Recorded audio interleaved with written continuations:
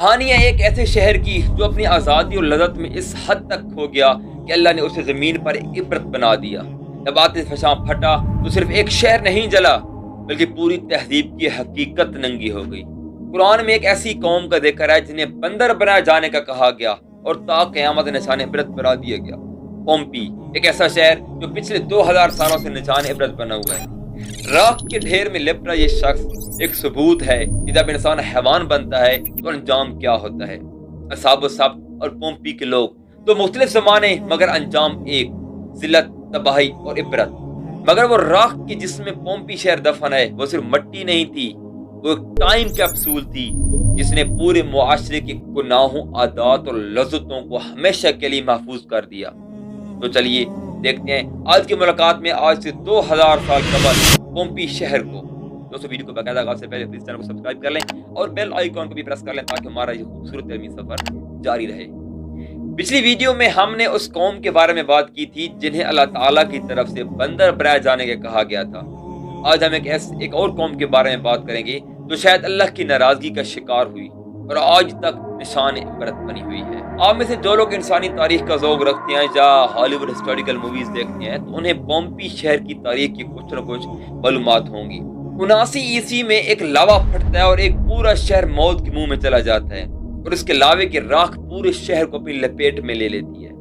اس راکھ میں چھپی ہوئی اس پورے شہر کی لاشیں پریزرو ہو جاتی ہیں اور وہ راکھ ایک ٹائم کیپسول کے جیسے کام کرتی ہے کہ جو شخص جس حالت میں مرا وہ اسی حالت میں پریزرو ہو گیا، محفوظ ہو گیا، اور تقریباً 2000 سال بعد بھی ہمیں ان لاشوں کے بارے میں معلوم ہے کہ وہ کس حالت میں مرے اور ان کے خد و خال کا بھی اندازہ لگایا جا سکتا ہے۔ یہ کون سا شہر تھا اور تباہ کیسے ہوا یہ جاننے کی کوشش کرتے ہیں۔ تقریباً 700 سال قبل مسیح پومپی شہر آباد ہوا۔ یہ ایک ترقی یافتہ اور خوشحال قدیم رومی شہر تھا۔ اس شہر نے 100 سال قبل مسیح میں اپنا عروج دیکھا۔ یہ شہر جدید اٹلی کے شہر نیپلز کے قریب گلف آف نیپلز پر واقع تھا۔ گلف آف نیپلز بحیرہ روم میں لوکیٹڈ ہے۔ 16ویں صدی عیسوی کے آخر میں کھدائی کے دوران پومپی شہر کے کچھ سے دریافت ہوئے۔ 17ویں صدی عیسوی کے وسط میں باقاعدہ کھدائی کا آغاز ہوا اور 19ویں صدی تک اس شہر کے ایک بڑے حصے کو دریافت کر لیا گیا۔ پومپی شہر کی مجموعی تعداد تقریباً 11,000 سے لے کر 15,000 تک تھی۔ ان میں سے آتش فشاں کے پھٹنے کے فوراً بعد تقریباً 2000 سے 3000 تک لوگ فوری طور پر ہلاک ہو گئے۔ پومپی شہر سے ملنے والی تصویروں اور مجسموں سے پومپی شہر کے رہنے والے لوگوں کی سماجی زندگی کا ایک جھلک نظر آتی ہے۔ شہر کے رہنے والے لوگ بڑے آزاد خیال تھے۔ ان میں جنسی ملان نہ صرف مخالف جنس میں نظر آتا ہے بلکہ ہم جنس پرستی اس معاشرے میں عیب یا غلط نہیں سمجھا جاتا تھا بلکہ اسے ایک نارمل سمجھا جاتا تھا۔ ہم جنس پرستی کو مکمل قبول کیا گیا بلکہ اپنے آرٹ اور نقش نگاری میں اس کو پروموٹ بھی کیا گیا۔ پومپی شہر میں لیوپنار تھا۔ یہ ایک لاطینی زبان کا لفظ ہے اور اس کا معنی ہے قحبہ خانہ۔ لیوپا ایک لاطینی لفظ ہے اور اس کا مطلب ہے مادہ بھیڑیا، شی ولف، لیکن اس کو ایک پروسٹیٹیوٹ کے معنی میں لیا جاتا تھا۔ ایک لیوپنار میں دیواروں پر غیر اخلاقی تصویریں بنی ہوئی تھیں جنہیں دیکھ کر کسٹمر کو چوز کرنے کا موقع دیا جاتا تھا، مطلب ملٹیپل چوائسز۔ پومپی شہر میں ایک اور عمارت تھی، ہاؤس آف بیٹی۔ اگر اس گھر کی دیواروں پر آرٹ کو دیکھا جائے تو پتہ چلتا ہے کہ پومپی شہر بحیثیت قوم اپنی اخلاق کی پست ترین حدوں کو چھو رہی تھی۔ یہاں اخلاقی گراوٹ کو ایک سٹیٹس سمبل مانا جاتا تھا۔ مارکس ہیلکونیس ریوفس پومپی شہر کے ایلیٹ کلاس مطلب معزز خاندان سے تعلق رکھتا تھا۔ اس نے کئی عبادت گاہیں بنوائیں، پبلک مقامات بنوائے، یہاں تک کہ اس نے پبلک باتھ پیلیسز بنوائیں جہاں کھلے عام ہر وہ کام کیا جاتا تھا جو کہ مہذب معاشرے میں سوچنا بھی گناہ سمجھا جاتا ہے۔ اس سے آپ اندازہ لگا سکتے ہیں کہ جب پومپی شہر کی ایلیٹ کلاس کا مطلب ایک اشرافیہ طبقے کا یہ حال تھا کہ تو وہاں پورے معاشرے کا کیا حال ہوگا۔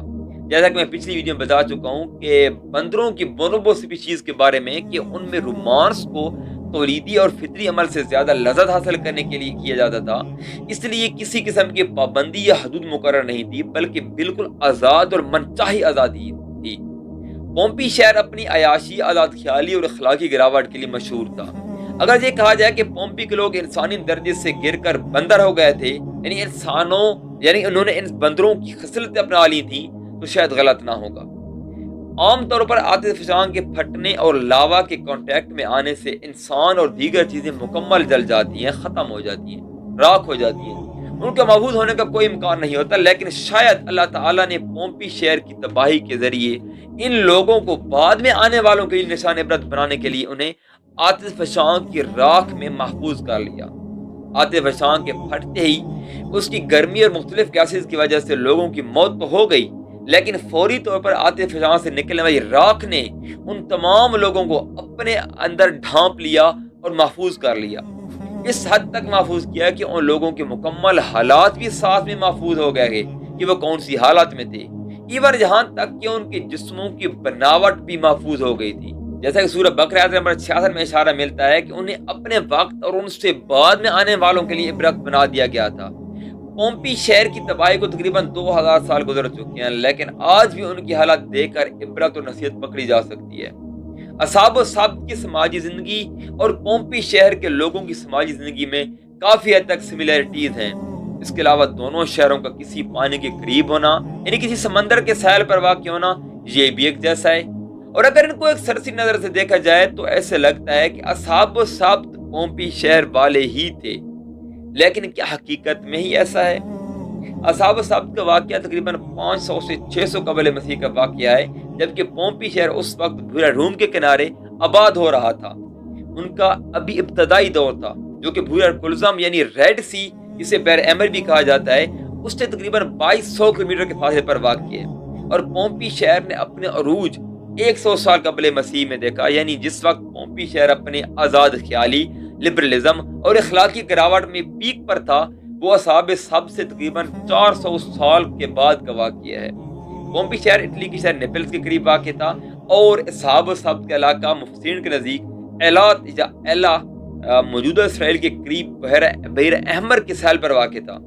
ان دونوں علاقوں کے بیچ تقریباً 2200 کلومیٹر کا سٹریٹ لائن میں ہوائی فاصلہ ہے۔ ہفتہ دین والی قوم اور پومپی شہر میں رہنے والے لوگوں کے درمیان تقریباً 2200 کلومیٹر اور 400 سال کے ٹائم پیریڈ کا فرق ہے۔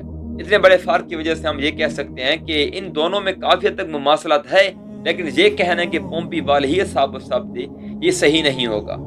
اصحاب السبت کو حقیقت میں بندر بنا دیا گیا تھا، یا ان کی فطرت کو مسخ کر کے انسانیت درجے سے گرا کر بندروں اور جانوروں جیسا بنا دیا گیا تھا، جیسے پومپی کے لوگ تھے۔ یہ دونوں ممکن ہیں، لیکن زیادہ تر علماء کا رجحان قرآن کے ظاہری الفاظ ہیں، یعنی انہیں حقیقت میں بندر بنا دیا گیا تھا۔ دوستو، یہ بات تو واضح ہے کہ جب بھی کوئی قوم اللہ تعالیٰ کے احکام کی نافرمانی کرتی ہے، اور وہ بھی کھلے عام، تو اللہ تعالیٰ ایک حد کے بعد، ایک وقت کے بعد اس قوم کو نشان عبرت بنا دیتا ہے۔